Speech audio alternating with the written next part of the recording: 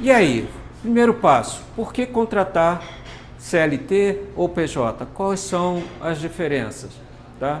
A contratação por CLT, ela gera uma característica de vínculo empregatício formal. Tá? A empresa tem as obrigações e os funcionários também as suas obrigações. Mas é formalizado, está lá na CLT. O que é CLT? É a consolidação das leis do trabalho. Tá? E tem obrigações e direitos de ambas partes. Tá? Os benefícios para o trabalhador via um CLT. Ele tem o 13º salário, ele tem férias remuneradas, mais um terço adicional, tá? É o direito dele. O FGTS, que é 8% mensal depositado numa conta para ele.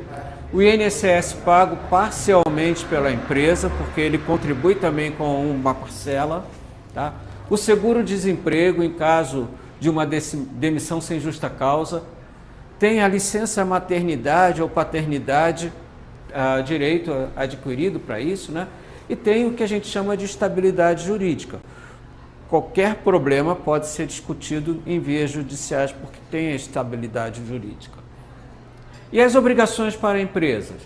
Ela tem que arcar com os encargos trabalhistas. Então a gente fala de encargo trabalhista, o INSS, FGTS, férias, 13º, tá? Tem alguns casos que são impostos pelos próprios sindicatos, como alguns benefícios que são obrigatórios. Benefício, pelo próprio nome diz benefício, não deveria ser obrigatório, mas alguns sindicatos exigem que seja obrigatório esses benefícios, né? E aí, o que acontece? Além do salário mensal acordado com o funcionário, a empresa tem um custo adicional em aproximadamente 70%. Em alguns casos, esse custo é até maior, porque depende dos sindicatos aonde elas estão atreladas. Tá? Mas existem vantagens também. Tem a segurança jurídica para ambas as partes. Tá? Esse é um ponto que a gente não discute. Tem segurança jurídica. Tá? Tem as garantias e benefícios ao trabalhador. Também. E é menor risco de ações trabalhistas.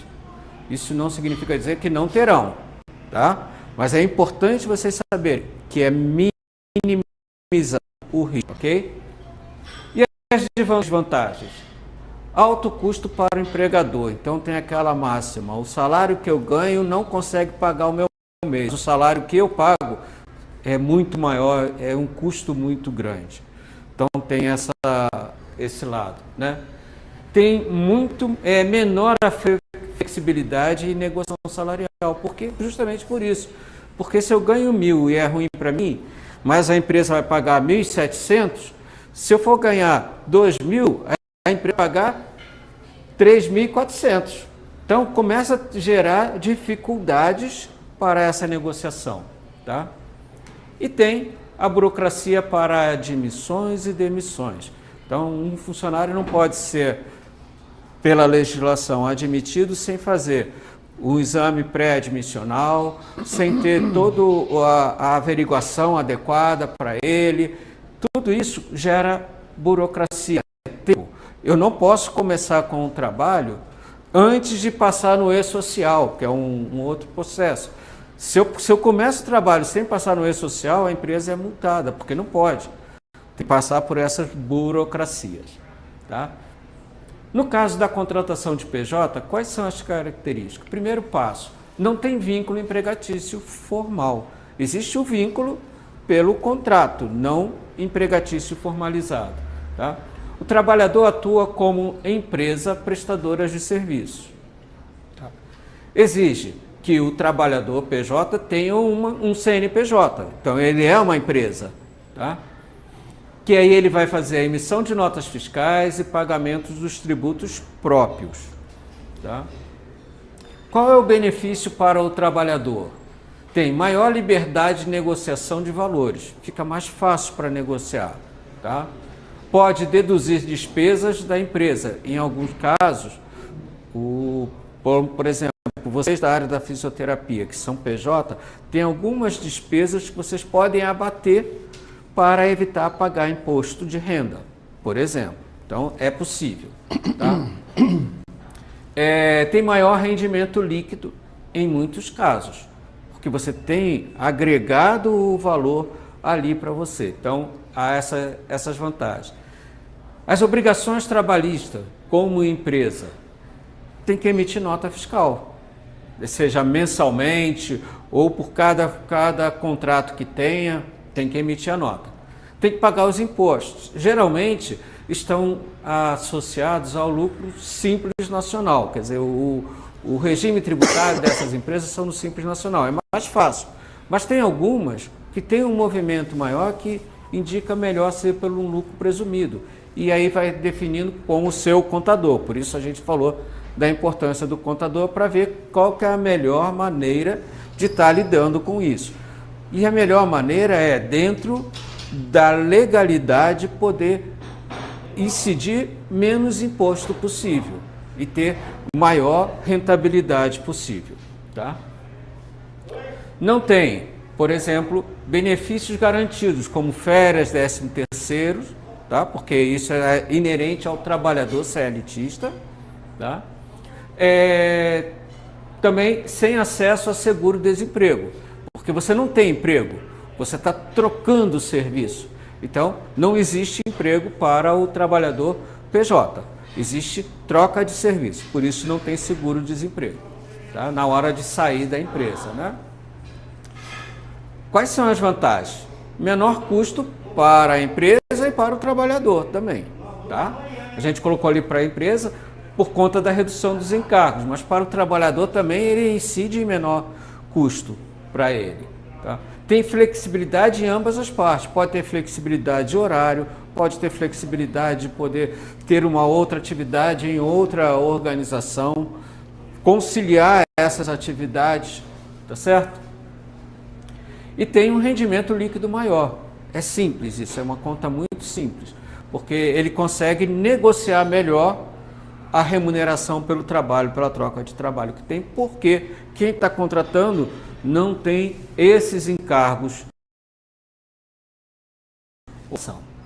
Quais são as desvantagens? Não tem garantia trabalhista, porque você empreende você próprio. Tá? Quando você é PJ, você está empreendendo a sua empresa, você próprio, e está buscando. Então, não existe garantias trabalhistas. Vou fazer. Qual é a garantia? Contratual, pura e simplesmente. Maior responsabilidade tributária e burocrática para o trabalhador que é PJ, porque ele tem que arcar com os impostos dele. Tá? E tem o risco de ser caracterizado como vínculo empregatícios, ou seria o que a gente chama de pejotização. O que é isso? Às vezes tem algumas empresas que preferem contratar funcionários como CLT para só fugir dos encargos, e não é isso. Existe o risco? Existe o risco. Mas se não for essa a intenção e fizer um contrato, não incorre nisso. Mas é importante saber que tem o risco. Então aqui nós fizemos um comparativo muito sucinto que diz o seguinte: quais são os aspectos, o que é CLTista e PJ. Então, vínculo legal, CLTista tem, PJ não tem. Encargos trabalhistas são altos no CLTista e reduzidos no PJ. Tá? Benefícios trabalhistas tem garantidos por lei e não tem garantidos no PJ, porque isso é contratual. Segurança jurídica, alta na questão do CLTista, segurança jurídica do PJ. Média para baixa, mas tem a segurança se você faz um bom contrato de trabalho, porque o contrato de prestação de serviço, ele é soberano desde que não firam as legislações. Tá? Rendimento líquido é menor no CLTista e maior se fizer um planejamento legal para o PJ. Tá? Tem estabilidade no CLTista, teoricamente, e menor no PJ. Tá? Liberdade de negócio, menor no CLTista, maior no PJ, porque você pode ampliar a sua base de negócio. E a burocracia, baixa. No PJ ela é alta, exige gestão empresarial. Tá? Bom, qual é ideal? O CLTista é ideal para quem busca estabilidade, proteção e benefícios garantidos.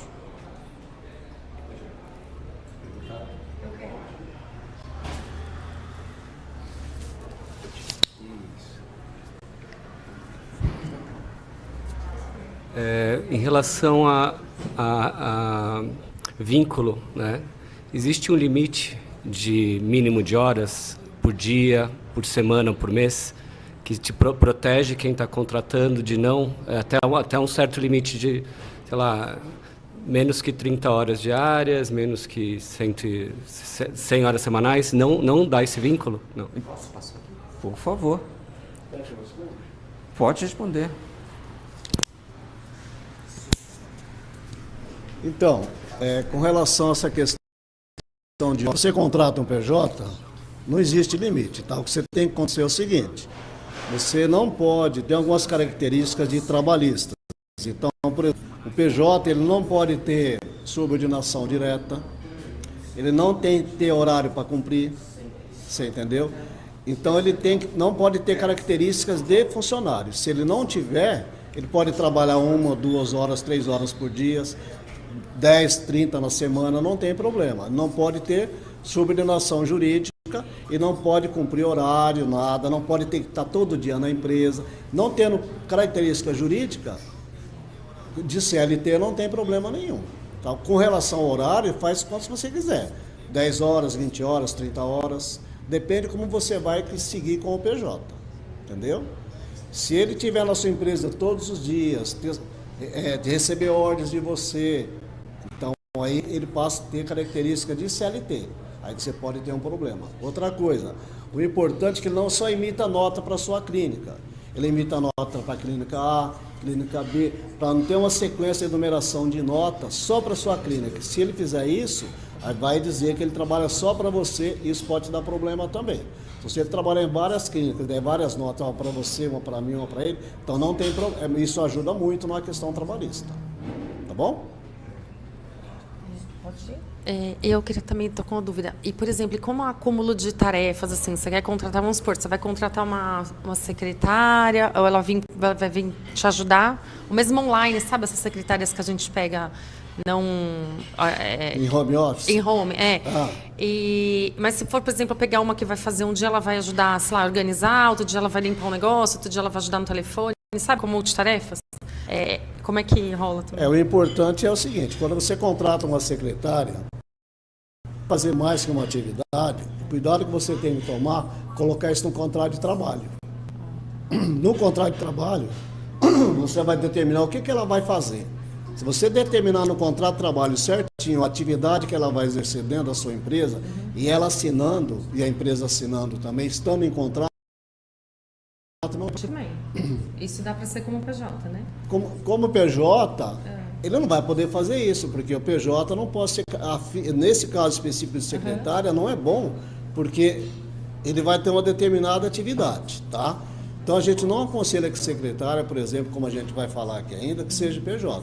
Mesmo online, né? Mesmo sendo offline. Se ela for em home office, pode até ser, tá? Mas secretária mesmo, a gente vai falar depois, o ideal seria a CLT. Em home, por exemplo, seria uma boa opção. Então, em home pode ser. PJ. Pode ser PJ, se for o caso. Em home, tá? Só mais uma pergunta aqui. Para nós, que somos fisioterapeutas, agora entrando mais na nossa área, dono de clínica, por exemplo, e nós temos prestadores de serviço como Pilates. Certo. E você disse que...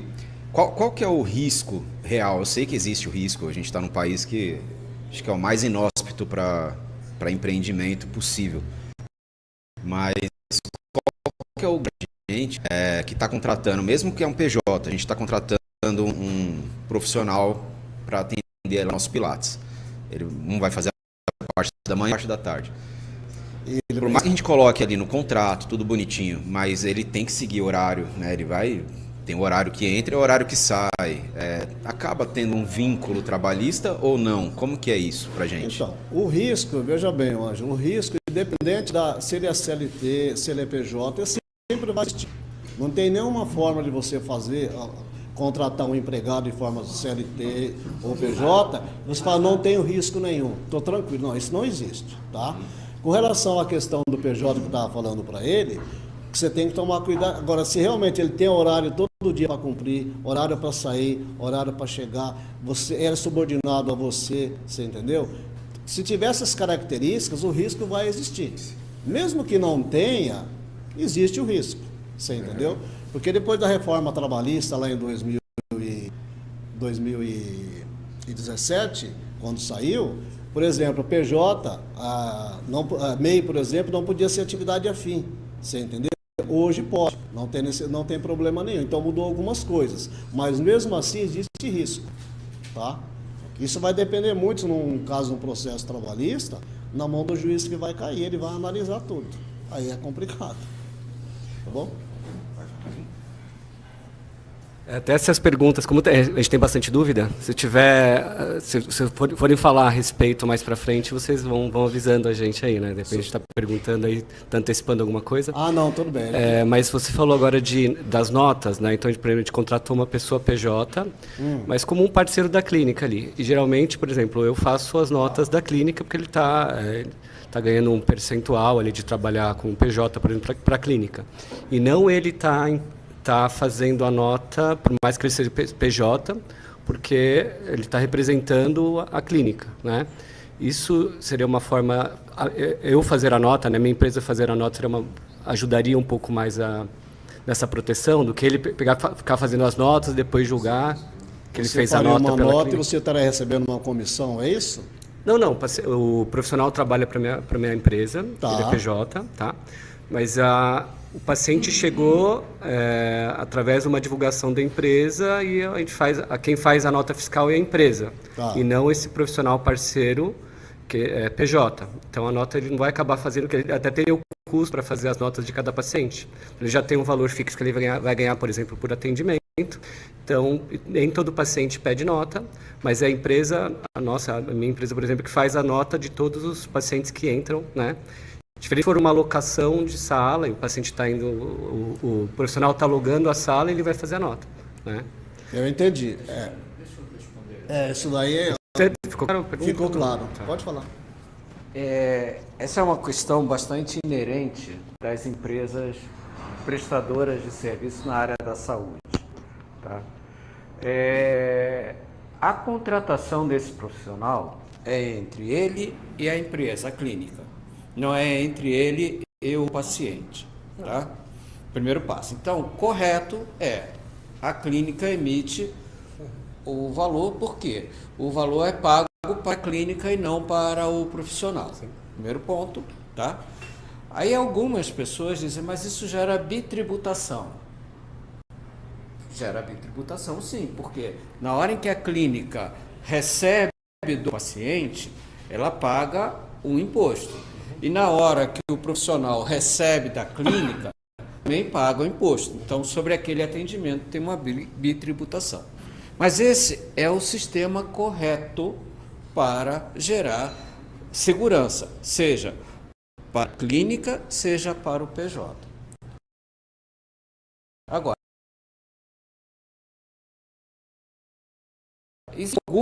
você tem o direito, digamos, a 40% do percentual.